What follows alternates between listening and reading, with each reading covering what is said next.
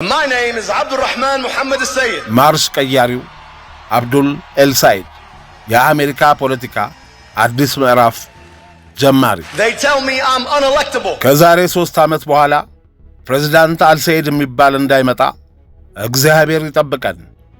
የአሜሪካ ምክትል ፕሬዝዳንት ጄዲ ቫንስ The sense of appreciation for it that they should. Those are the people who are voting for Al-Sayed. የአሜሪካ ይሁዶች ኦሳማ ቢንላደን ነው የሚል ዘመቻ ከፍተውበታል።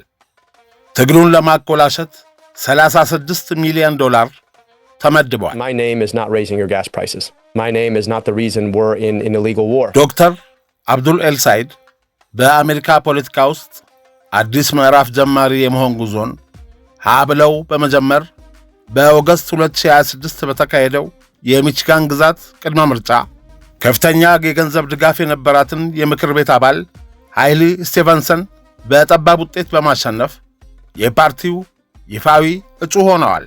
በመጪው የኖቬምበር አጠቃላይ ምርጫ የዶናልድ ትራምፕ ድጋፍ ካላቸው የሪፐብሊካን እጩ ማይክ ሮጀርስ ጋር ለሴኔት ወንበር ይወዳደራሉ። ካሸነፉ በአሜሪካ ታሪክ የመጀመሪያው ሙስሊም የሴኔት አባል ይሆናሉ የተባሉት ማርሽ ቀያሪው ዶክተር አብዱል ኤልሳይድ በቅድመ ምርጫ ማሸነፍ በአሜሪካ የፖለቲካ መልክዓ ምድር ላይ የርዕደ መሬት አይነት ቀውስ ፈጥሯል እያሉ ነው ጉዳዩን በቅርበት የሚከታተሉ የፖለቲካ ተንታኞች። Self-hating white liberals united to people. ከዛሬ 3 ዓመት በኋላ ፕሬዝዳንት ኤልሳይድ የሚባል እንዳይመጣ እግዚአብሔር ይጠብቀን ሲሉ የአሜሪካ ምክትል ፕሬዝዳንት ጄዲ ቫንስ ስለ ሚቺጋን የሴኔት እጩ ዶክተር አብዱል ኤልሳይድ በኦገስት 2026 ዓ.ም በዋይት ሃውስ በተካሄደ የጸረ ማጭበርበር አንቲ ፍራውድ መድረክ ላይ ወደፊት የፕሬዝዳንትነት እጩ ሊሆኑ ይችላሉ የሚል ስጋት አንስተዋል። የአሁኑ አስተዳደር ማጭበርበርን ለመከላከልና የሕዝብ ገንዘብ ለማዳን የሠራቸውን አስደናቂ ሥራዎች የሚቀለብስ ቀጣይ አስተዳደር እንዲመጣ አንፈልግም ሲሉ ተናግረዋል። ምክትል ፕሬዝዳንት ጄዲ ቫንስ በዚሁ መድረክ ላይ የወደፊት የዴሞክራት መሪዎች መመሪያዎቹን እንዳይሽሩ ኮንግረሱ የጸረ ማጭበርበር ሥራዎችን በቋሚ ሕግ እንዲያጸድቃቸው ጠይቀዋል። ይህ የምክትል ፕሬዝዳንት ጄዲ ቫንስ ንግግር በማኅበራዊ ሚዲያዎችና በፖለቲካው መድረክ ላይ ከፍተኛ መነጋገሪያ ሆኗል። የዶክተር ኤልሳይድ ደጋፊዎችና ተቺዎች በቫንስ አባባል ላይ የዘረኝነትና የእስላሞፎቢያ ይዘት አለበት ሲሉ ነቅፈውታል። በሌላ በኩል ወግ አጥባቂዎቹ ሪፐብሊካኖች ንግግሩን የፖለቲካ ርዕዮተ ዓለም ፍልሚያ ማሳያ አድርገውታል። በአሜሪካ ሚቺጋን ግዛት የዲሞክራቲክ ፓርቲ የሴኔት እጩ የሆኑት ታዋቂ ፖለቲከኛ ኤፒዲሞሎጂስትና የሕዝብ ጤና ባለሙያው ዶክተር አብዱል ኤልሳይድ በአንድነት መንፈስ በምርጫ ውድድር ዘመቻው የተሳተፉትን ሃሌ ስቲቨንስና ማሎሪ ማክሞሮው ላሳዩት አስደናቂ ውድድር ማመስገን እፈልጋለሁ። በሚቺጋን ግዛት ዴሞክራሲያዊ መብቱን ለመጠቀም የወጣውን ሕዝብና ያሳየውን አስደናቂ ተሳትፎ ከልብ ላመሰግን እወዳለሁ። የምንታገለው ቤተሰቦቻችንን ወደ ሱፐርማርኬትና ግሮሰሪ በመሄድ የሚያስፈልጋቸውን ሸቀጦች እንዳሻቸው ሸምተው በጋሪ ጭነው መውጣት ለማይችሉ በኢኮኖሚ አቅማቸው ደካማ ለሆኑ ቤተሰቦች ነው። ይህን ለማድረግ በቂ ገንዘብ የሚከፈልበት ሥራ ማግኘት ለምትፈልግና ስለ ልጆቿ እንክብካቤ ለምትጨነቅ እናት እንታገላለን። ገቢያቸው ከእጅ ወደ አፍ በመሆኑ ድንገት ቢታመሙ ምን ሊፈጠር እንደሚችል እያሰቡ ለሚፈሩና ስጋት ያለባቸውን ሰዎች ችግር ለማቃለል እንታገላለን። ይህ እውን እንዲሆን ከምናደርገው ጥረት ለአፍታም ቢሆን ወደ ኋላ አንልም ሲሉ የብዙዎችን ቀልብ የማረከ ንግግር አድርገዋል። የ41 ዓመቱ ዶክተር ኤልሳይድ የፐብሊክ ሄልዝ ባለሙያ ሲሆኑ የምርጫ ዘመቻቸውን በሜዲኬር ፎር ኦል ዩኒቨርሳል የጤና አጠባበቅ ሞዴል ላይ ትኩረት በማድረግ በምረጡኝ ቅስቀሳ ላይ የተሳካ እንቅስቃሴ ማድረጋቸው በስፋት ተዘግቧል። የአሜሪካ እስራኤል የሕዝብ ጉዳዮች ኮሚቴ አይፓክ በሚቺጋኑ የዴሞክራቲክ ፓርቲ የሴኔት እጩ ዶክተር አብዱል ኤልሳይድ በቅድመ ምርጫው ተሸንፎ እንዲሰናበት ለማድረግ በአሜሪካ በተካሄዱ የምርጫ ዘመቻ ታሪኮች ከፍተኛ የተባለውን ከ31.7 ሚሊዮን በላይ ፈሰስ በማድረግ ከፍተኛ ዘመቻ አድርገውባቸዋል። በያዝነው የኦገስት ወር 2026 የመጀመሪያ ሳምንት ላይ በተካሄደው በሚቺጋን ግዛት የሴኔት የቅድመ ምርጫ ውድድር ዶክተር ኤልሳይድ አይፓክ ድጋፍ ያደረገላትን እጩ ሃሌ ስቲቨንሰን በጠባብ ውጤት በማሸነፍ ታሪካዊ ድል ተቀዳጅተዋል። አይፓክ ዶክተር አብዱል ኤልሳይድ በምርጫው የመጀመሪያ ዙር በሽንፈት እንዲሰናበቱ ከ31.7 ሚሊዮን ዶላር በላይ ገንዘብ መድቦ ዘመቻ ያካሄደባቸው ሲሆን ዶክተር ኤልሳይድ አሜሪካ ለእስራኤል የምታደርገውን ወታደራዊ እርዳታ በአስቸኳይ እንድታቆም በግልጽ ይጠይቃል፣ በጋዛ እየተካሄደ ያለውን ወታደራዊ ዘመቻ የዘር ማጥፋት ነው በማለት በይፋ አውግዟል በሚሉ ምክንያቶች ነው። አይፓክና አጋር ድርጅቶቹ የኤልሳይድ ተፎካካሪ ለነበረችው ሃይሊ ስቲቨንስ ከ60 ሚሊዮን ዶላር በላይ ገንዘብ የመደቡ ሲሆን አይፓክ ብቻውን 31.7 ሚሊዮን ዶላር በማውጣት በአሜሪካ የሴኔት ምርጫ ታሪክ ከፍተኛ የተባለን ወጪ አድርገዋል። በምርጫው ወቅትም ኤልሳይድን ጽንፈኛ የጸረ እስራኤል አጀንዳ አራማጅ የሚያደርጉና የሚያጠለሹ በርካታ የማስታወቂያ ዘመቻዎችን ከፍተውባቸው ነበር።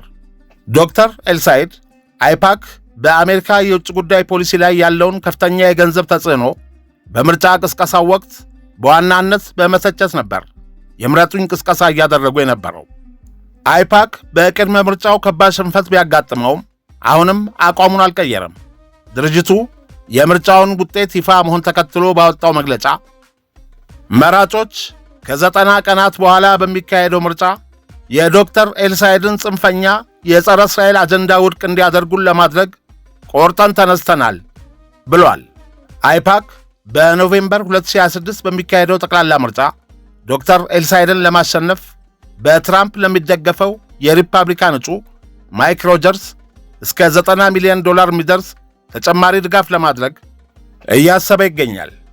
ፕሬዚዳንት ዶናልድ ትራምፕ የኤልሳይድን በቅድመ ምርጫ ማሸነፍ ከሰሙ በኋላ ይህ ለሪፐብሊካኖች ታላቅ ዜና ነው በማለት በትሩዝ ሶሻል ገጻቸው ላይ ኤልሳይድን አይሁዶችንና እስራኤልን የሚጠላ ኮሚኒስት ነው፣ በዚህ ሰው የቅድመ ምርጫ ማሸነፍ የዴሞክራቶች እብድ ፖሊሲዎች እየባሱ ይሄዳሉ ሲሉ ጽፈዋል። Somebody said, "Oh, that's a little strong." No, he hates Jews and he hates Israel. Abdul El-Sayed. Can you believe this? ዶክተር አብዱል ኤልሳይድ በበኩሉ በድል ንግግሩ ላይ አይፓክን ቢተችም ለአይሁድ እምነት ተከታዮች ያለውን አክብሮትና ለእነሱ ደህንነት የሚቆም መሆኑን ገልጿል። I want you to know that my commitment to your safety, my commitment to Jewish safety. በሌላ በኩል ደግሞ ማይክ ሮጀርስ ከባድ ከሆነው የዴሞክራቶች ውስጣዊ ውድድር በኋላ የተከፋፈለውን የዴሞክራት ደጋፊ ለመሳብ እየሰራ ነው። በተለይም በኤልሳይድ ጽንፈኛ የግራ ዘመም አቋም የተከፉ የአይሁድና የጥቁር አሜሪካውያን መራጮችን ድምፅ ለማግኘት ጥረት እያደረገ ይገኛል። ማይክ ሮጀርስ ዶክተር ኤልሳይድን ለማጥቃት ኤልሳይድ የሴፕቴምበር 11 የሽብር ጥቃት ለአሜሪካ የሚገባት ነበር ካለው ታዋቂው የትዊች አስተላላፊ ሐሰን ፓይከር ጋር አብሮ መስራቱን እንደ ትልቅ የደካማነት ማሳያ እያቀረበ ይገኛል። ማይክ ሮጀርስ ዴሞክራቶች ላለፉት 32 ዓመታት የሚቺጋንን የሴኔት ወንበር መቆጣጠራቸውን በመጥቀስ ግዛቷ 30,000 የማኑፋክቸሪንግ ሥራዎችን እንድታጣ አድርገዋል ሲል ይከሳል። ዶክተር አብዱል ኤልሳይድ ማይክ ሮጀርስን የኮርፖሬት አሻሻጭና የትራምፕ ታማኝ ባሪያ በማለት ይተቿቸዋል።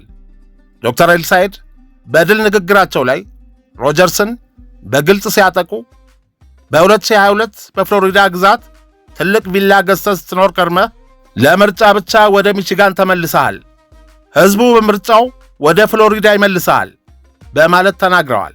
ይህ የሚቺጋን የሴኔት ወንበር በዳሩ ምርጫ ለአሜሪካ ሴኔት የበላይነት ወሳኝ ጦርነት የሚደረግበት መድረክ ሆኗል። ኤልሳይድ የሚቺጋን የሴኔት የመጀመሪያ ደረጃ ምርጫን ካሸነፉ በኋላ ባደረጉት የድል ንግግርና ቀጣይ የምርጫ ቅስቀሳዎች ላይ ማይክ ሮጀርስን እውነተኛ ሚቺጋናዊ አይደለህም ሲሉ ይወቅሱታል። ማይክ ሮጀርስ ኮንግረስን ከለቀቀ በኋላ በሚሊዮን የሚቆጠር ዶላር አግኝቶ በፍሎሪዳ ግዛት የቅንጦ ቪላ ገዝቶ ሲኖር ነበር። ከ3 ወር በኋላ የሚቺጋን ሕዝብ በአንድ ድምፅ ወደ ፍሎሪዳ የቅንጦት መኖሪያው መልሰዋል በማለት ሮጀርስ ቀደም ሲል በዋሽንግተን ዲሲ የነበረውን ተጽዕኖ ተጠቅሞ ለራሱ ሀብት ማከማቸቱንና አሁንም የአይፓክና የዎል ስትሪት የገንዘብ ምርኮኛ መሆኑን አጋልጠዋል። ዶክተር ኤልሳይድ በማይክ ሮጀርስ ላይ ያላቸውን የበላይነት ለማሳየት ባለ 5 ዙር የፊት ለፊት የፖለቲካ ክርክር እንዲያደርጉ በይፋ ፈታኝ ጥሪ አቅርበውላቸዋል። ዓላማውም ሮጀርስ እንደ ጤና ጥበቃና የሥራ ዕድል አይነት ስለ ሚቺጋን ሕዝብ ተጨባጭ ችግሮች ግልጽ አቋም እንደሌለው በሕዝብ ፊት ለማጋለጥ ነው። ዶክተር ኤልሳይድ ለትራምፕ ንግግር በሰጡት ምላሽ ትራምፕ ልክ ናቸው፣ አንደኛው አሜሪካ እርስ በርስ የማይዋደዱና በቢሊዮን ዶላር ጥቅም የተሳሰሩ የሀብታሞች አሜሪካ ስትሆን ሌላኛዋ ግን እውነተኛ ፍቅርና እኩልነት ያለባት አሜሪካ ናት በማለት በፈገግታ መልሰዋል። የዶክተር አብዱል ኤልሳይድ የልጅነት ሕይወት ጊዜና ትውስታዎች እሱነቱን የቀረጸ እንደሆነና ለሕዝብ ጤና ያላቸውን ቁርጠኝነት በመቅረጽ ረገድ ትልቅ ሚና ተጫውተዋል። ዶክተር አብዱል ኤልሳይድ በጻፉት ሂሊንግ ፖለቲክስ በተሰኘው መጽሐፋቸውና በተለያዩ መድረኮች ገና ሕፃን ሳሉ ወላጆቻቸው በመፋታታቸው ያደጉት በአባታቸውና በእንጀራ እናታቸው ዣክሊን እጅ ነው። በቤታቸው ውስጥ መጀመሪያ የተማሩትና ይናገሩት የነበረው ቋንቋ አረብኛ ነበር። እንግሊዘኛን የተማሩት ዘግይቶ ነው። በየዓመቱ የክረምት ረፍታቸውን በግብፅ ከዘመዶቻቸው ጋር ያሳልፉ ነበር። እዚያ ሳሉም አሜሪካ ውስጥ ያገኙትን የተሟላ የሕክምናና የትምህርት ዕድል በግብፅ ያሉ የአጎቶቻቸው ልጆች እንደማያገኙ ሲመለከቱ በዕድሎች መካከል ያለውን ልዩነት በሕፃንነታቸው መገንዘብ እንደጀመሩ ይናገራሉ። ሴፕቴምበር 11 ቀን 2001 የአሸባሪዎች ጥቃት በደረሰበት ወቅት አብዱል የ16 ዓመት ታዳጊ ነበሩ። ከዚያ ሁነት በኋላ በትምህርት ቤትና በስፖርት ሜዳዎች ውስጥ የእስልምና እምነትና የአረብ ስም ስላላቸው ብቻ ዘረኛ ስድቦችንና ማግለሎችን ማስተናገድ ጀመሩ። በአንድ ወቅት በፉትቦል ጨዋታ ላይ ከተቃራኒ ቡድን ተጫዋች የዘረኝነት ስድብ ሲሰነዘርባቸው በንዴት በቦክስ ይማታሉ። በወቅቱ የነበረው አሰልጣኝ ለብቻቸው ወስዶ ዕድሜ ልክህን አብዱል ኤልሳይድ ሆነህ ነው የምትኖረው፣ ሰዎች አንተን ለማውረድ ሲሞክሩ በንዴት ሳይሆን በላቀ ስብዕናህና በችሎታ ልታሸንፋቸው ይገባል በማለት የመከራቸው ምክር በሕይወታቸው ትልቅ ለውጥ እንዳመጣላቸው ያስታውሳሉ። በልጅነታቸው በግብፅ ይኖሩ የነበሩት አክስታቸውና አጎታቸው ገና 1 ዓመት ሳይሞላቸው ሊከላከሉት በሚችል የክትባት እጥረት ምክንያት መሞታቸውን ያውቁ ነበር። እሳቸው ግን በአሜሪካ በመወለዳቸው ብቻ ያንን ክትባት አግኝተው መትረፋቸው በዓለም ላይ ስላለው የሕክምና ተደራሽነት ኢፍትሐዊ መሆን እንዲያስቡና በኋላም ወደ ሕክምናና የሕዝብ ጤና ዘርፍ እንዲገቡ የልጅነት መነሻ ሆኗቸዋል። Trying to talk about, oh, you hate America. No, don't get it twisted. I love America. የቀድሞው የፓብሊክ ሄልስ ባለሙያ አብዱል ኤልሳይድ በፓርቲው አደረጃጀት ላይ ዴሞክራቶችን ያናወጠ ውጤት በማምጣት በሚቺጋን የአሜሪካ ሴኔት የመጀመሪያ ምርጫ ላይ የተወካዮች ምክር ቤት አባል ሃሌይ ስቲቨንስን በጠባብ ሁኔታ በማሸነፍ ቁልፍ በሆነ የጦርነት ሜዳ ግዛት ውስጥ ለተራማጆች ወሳኝ ፈተና አዘጋጅተዋል። ኤልሳይድ በኖቬምበር ወር የሴኔቱን ቁጥጥር ለመወሰን በሚረዳው ውድድር ላይ የቀድሞ የኮንግረስ አባል የነበሩትን ሪፐብሊካን ማይክ ሮጀርስን ለማሸነፍ ይፎካከራሉ። የመጀመሪያ ፈተናቸው ወደ ሥልጣን ለመመለስ ለሚጓጓ ፓርቲ የተለያዩ ራዕዮችን የሰጠ መራራ የምርጫ ውድድር ከደረገ በኋላ የዴሞክራቲክ ፓርቲዎችን አንድ ማድረግ ነው። በመላው አገሪቱ የሚገኙ ሁሉም የድምፅ መስጫ ወረቀቶች ከተቆጠሩ በኋላ አሶሺየትድ ፕሬስ አሸናፊ መሆናቸውን ባወጀበት ዕለት ኤልሳይድ ስቲቨንስን በ14893 ድምፆች ከ1 በመቶ በታች በሆነ ድምፅ መርተዋል።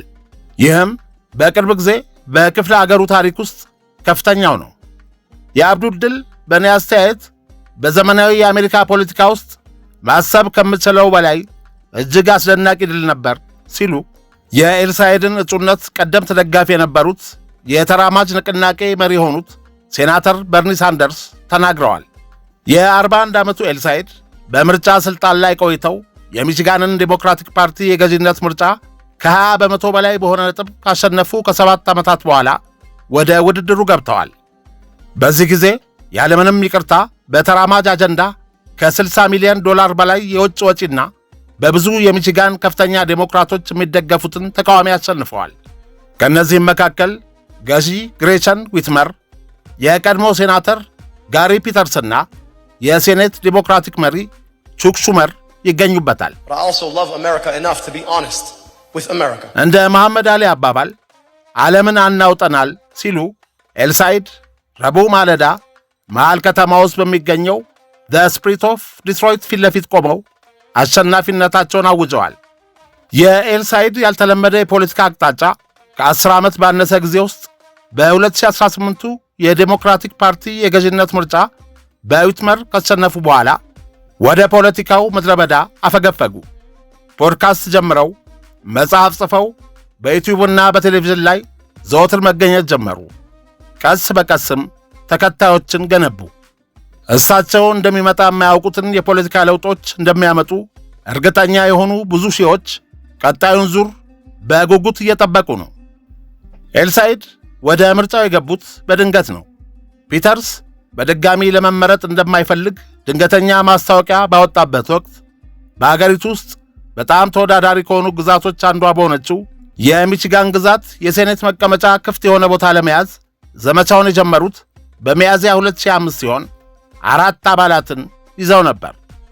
ረቡዕ ዕለት ባደረጉት የድል ንግግር በመጀመሪያዎቹ ወራት የታዳሚዎች ቁጥር አነስተኛ የነበሩባቸውን የስብሰባ አዳራሾች አስታውሰዋል። በሚያዝያ ወር 5 ሰዎች ብቻ በነበሩበት አዳራሽ ውስጥ መነጋገራችንን አስታውሳለሁ ብለዋል። ስለ ሕመምና ስለ ዓላማው ሐቀኛ ውይይት የማካፈል ዕድል ነበር። እናም ባለፉት 15 ወራት ውስጥ ከእነዚህ ውይይቶች ውስጥ ከ500 በላይ መድረኮች ላይ ንግግር ማድረግ ችያለሁ ያሉት ኤልሳይድ 110 ከተሞችን እንደጎበኙም ተናግረዋል። ከበጎ ፈቃደኝነት የበይነመረብ ዘመቻቸው ጎን ለጎን በምረጡኝ ቅስቀሳ ላይ የሚሳተፉ ሰዎችም ቁጥር እያደገ በመምጣቱ በመጨረሻ 12000 ሰዎችን ቤት ለቤት በመቀስቀስ ከእሳቸው ጎን እንዲሰለፉ አድርገዋል። ከዲትሮይት አካባቢ የመጣችው የ29 ዓመቷ በጎ ፈቃደኛ ጁሊ ብሪንክ በማርች ወር የምረጡኝ ቅስቀሳ ውስጥ ስትቀላቀል ዘመቻው ላይ ከሚገኙ ጥቂት ወታደሮች አንዷ መሆኗ ይሰማት እንደነበር ተናግራለች።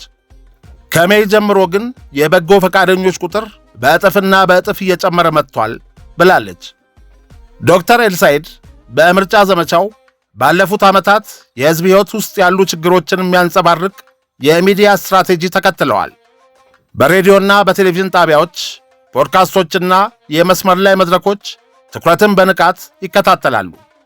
አንዳንድ ቀረጻዎች አወዛጋቢ ጉዳዮችን አቅራቢ ከሆነው ሐሰን ፒከር ጋር የተደረጉ በርካታ ቃለ መጠይቆችን ጨምሮ በርካታ ሕዝብን ያነጋገሩ አጀንዳዎችን ይዘው ቀርበዋል።